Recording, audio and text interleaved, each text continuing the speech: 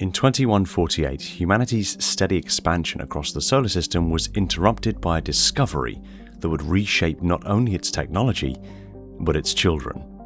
Beneath the sands of Mars, near the Decido crater, explorers uncovered the ruins of an ancient alien civilization, and with it, a substance that would come to be known as Element Zero. In the years that followed, ESO-based technologies revolutionized human science, accelerating spaceflight, industry, and humanity's reach into the stars. But progress carried a cost. For a small number of unborn children, accidental exposure to Element Zero would not mean advancement, but mutation, often fatal, sometimes transformative. One of those children was Kaidan Alenko, born just 3 years after that discovery and shaped by it long before he ever understood what it meant.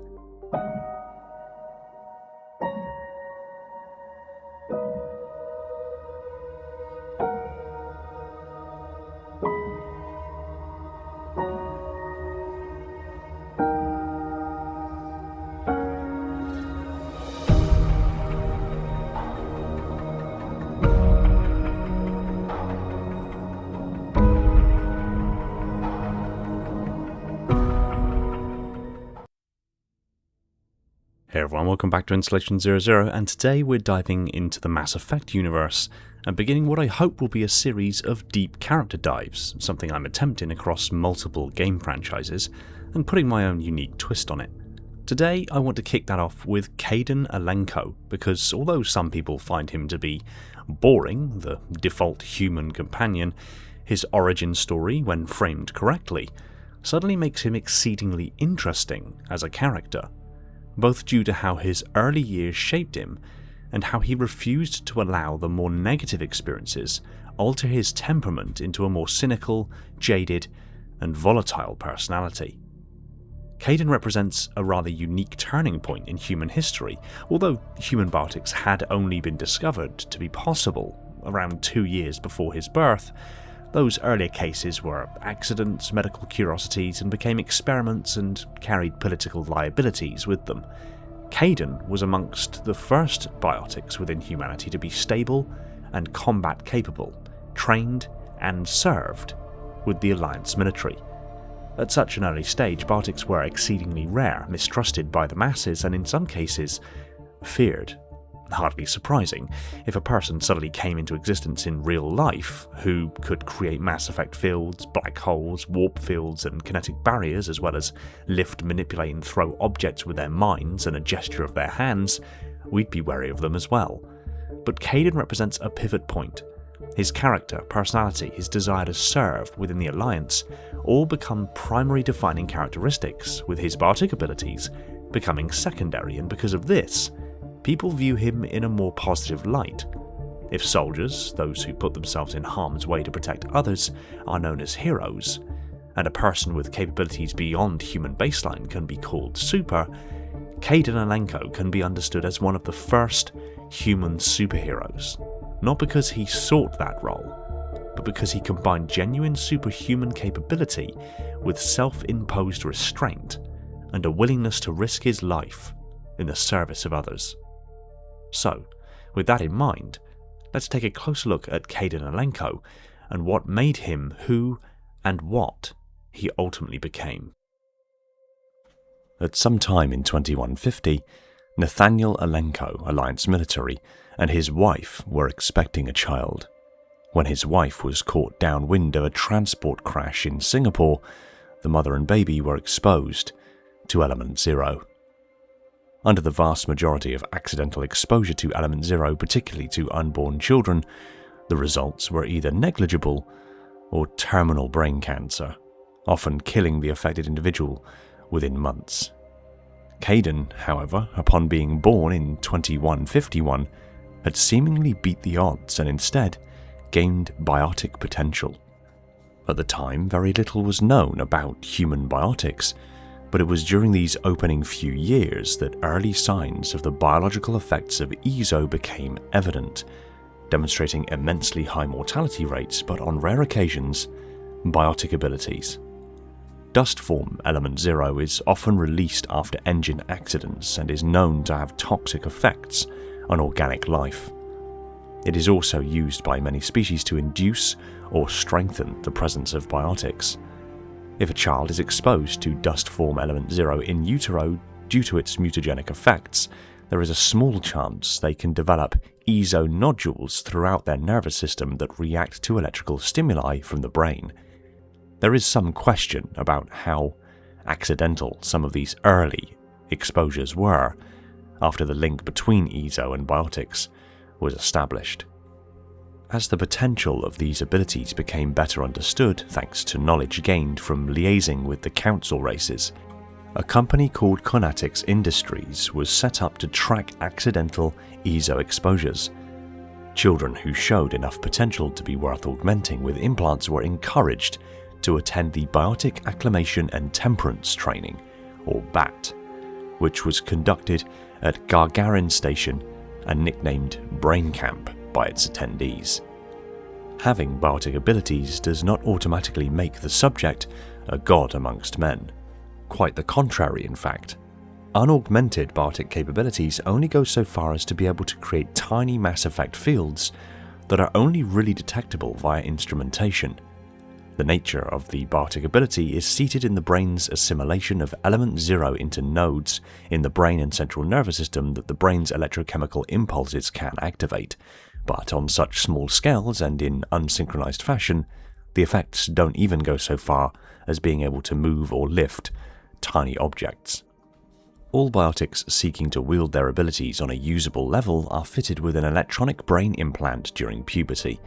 This implant is a surgically embedded interface port usually placed at the base of the skull for convenient access. This implant synchronizes the mass effect fields across the nervous system and amplifies them to the macro scale where a subject's thoughts can be translated into mass effect fields that can move, lift, or even throw objects, with capabilities increasing with further training and/or the addition of biotic amplifiers into the implant's interface port. Once the implant is installed, it can only be replaced or altered through extremely dangerous brain surgery, so most individuals keep the same implant their entire lives. For Kaidan, this decision came far too early. The implant was not a tool he could put down if it failed him, nor a piece of equipment he could simply upgrade later. It was a permanent alteration to his nervous system, a choice made while he was still a teenager, with consequences that would follow him for the rest of his life.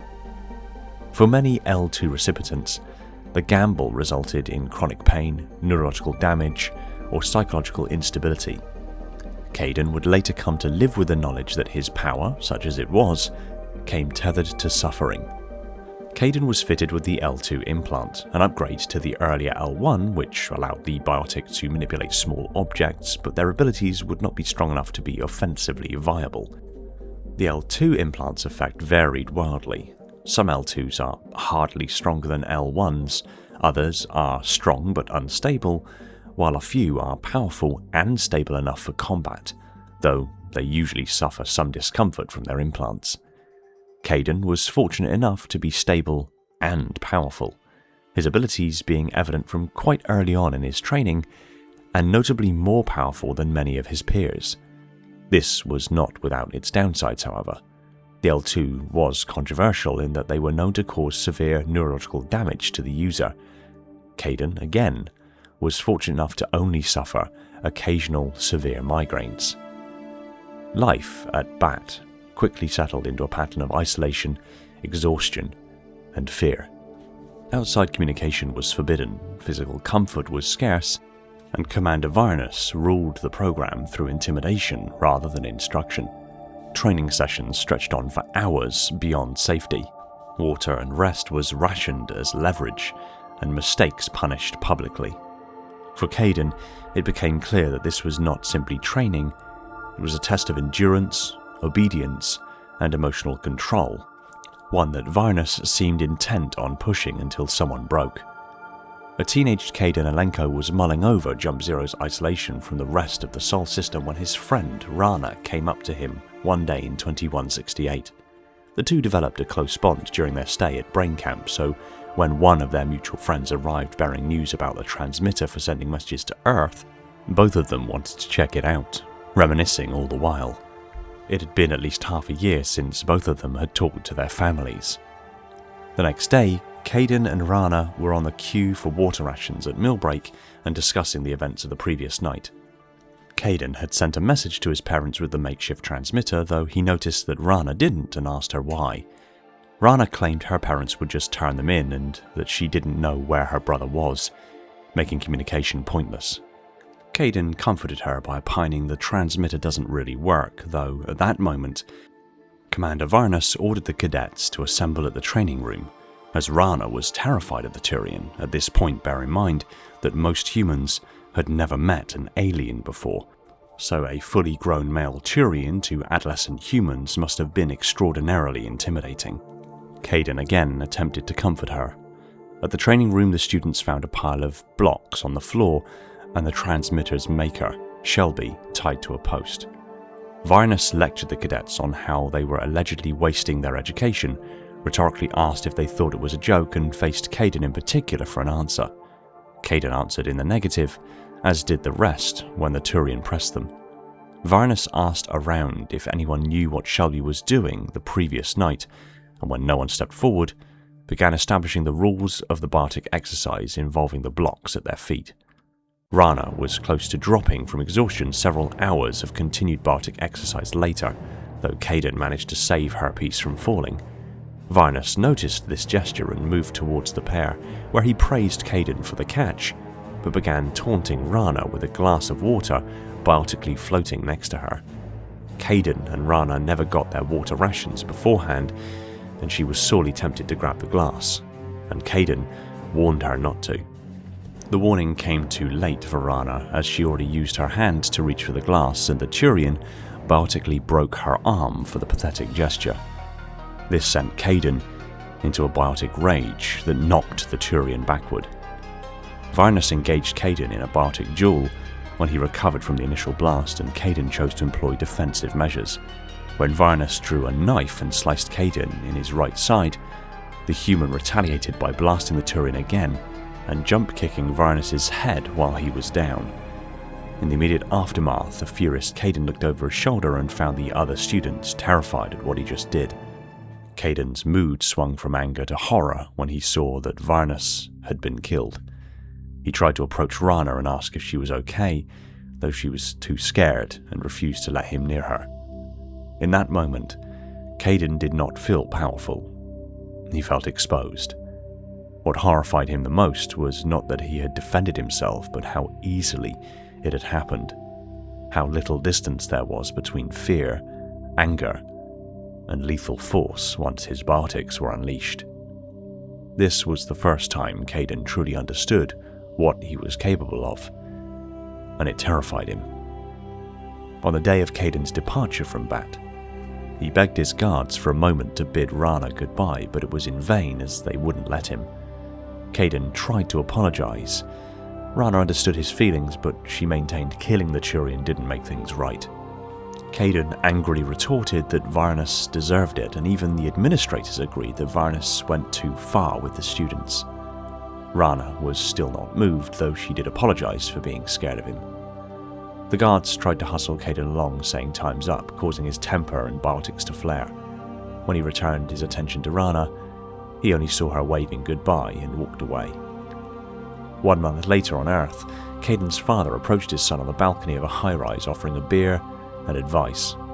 Kaidan took the beer and listened to his father's words. He shouldn't be too hard on himself for doing what he thought was right, though even right choices have consequences. Not comforted by his words, Kaidan reflected that there may not be a next time for Kaidan, as he screwed up his opportunity with Bat, though his father expressed faith in him finding one bigger than anticipated. Kaidan stared at an incoming ship in the sky and, with a smile, hoped his father was right. After Vyrnnus' death, Bat was shut down and the records were sealed to hide the Alliance's mistakes. For a time, Kaidan struggled to understand where he fit in a galaxy that had shaped him without his consent. He had been altered, trained and weaponized, and then quietly discarded. The Alliance's silence surrounding Bat left him with no closure, only the knowledge that institutions could fail and that power without restraint could ruin lives. When he eventually returned to the Alliance, it was not as a biotic experiment, but as a soldier, on his terms, with clear lines he would not cross. Refusing further biotic training or an implant retrofit, he enlisted in the Alliance Navy and worked his way up to lieutenant, gaining several special commendations in the process despite the health problems he suffered with his L2 implants. Finally, Kaidan was transferred to the SSV Normandy under Captain Anderson, where he later worked alongside Commander Shepard. His experiences at BART and his long service made Kaidan politically savvy but very conservative, cautious and self-controlled. Initially, Kaidan was hesitant to use his abilities on living targets, but he changed his mind after seeing the destruction on Eden Prime. During the mission on Eden Prime, Kaidan is deeply affected by seeing his comrade and friend Richard L. Jenkins gunned down, his first friend lost in combat. Though he is a biotic, Kaidan's loyalty is to the Alliance and he has no sympathies for biotic extremists. He doesn't bear any ill will towards alien races, not even Turians, but says Vyrnnus made him see how human aliens are. That they're jerks and saints, just like humans. Kaidan's experiences left him cautious of authority and skeptical of institutions that prioritized ambition over responsibility. He understood how easily progress could outpace ethics, and how quickly individuals could become collateral damage in the pursuit of power. This is why he remained wary of humanity claiming a council seat too soon, and why he distrusted figures like Ambassador Udina, who pushed aggressively without considering consequence. Kaidan Alenko did not oppose progress, but he believed it should be earned carefully, with accountability, and at a pace that humanity could survive.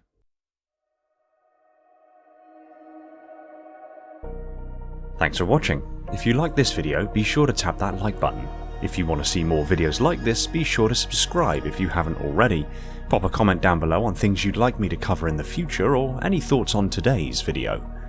I'll just quickly take this opportunity to thank my patrons and YouTube supporters: Falcon X003, the singular Contender class Ancilla, Laser and Spartan 0137, two of the triumvirate of minds within the metarch of my installation. My installation's monitors: Shane, Orion, Spartan 1029, 121 Esoteric Sight, Ashley and Sylphia. The creche of sub-monitors: Legion, Ryan, Labrat, Element Zero, J3, Mr. Keys, Gunslinger Cult, Evermore's, Personal Devil, Scion Esports, Phantasma and Tony. My fleet of Strato Sentinels, my most loyal of Enforcers, and every single one of the awesome individuals helping to support the channel over on Patreon. It really does help and allows me to keep doing what I do, and I can't thank you all enough. Huge shout to my Tier 0 Transcendent YouTube members Balaz, Jimbo and Mori. Thank you for continuing to stand sentry over my installation from all threats metaphysical. And if you would like to help support the channel in a more visceral way, consider jumping aboard as a YouTube member or patron to earn tons of perks, merch and goodies along the way. Thank you again for watching, take it easy everyone, and find peace in the domain.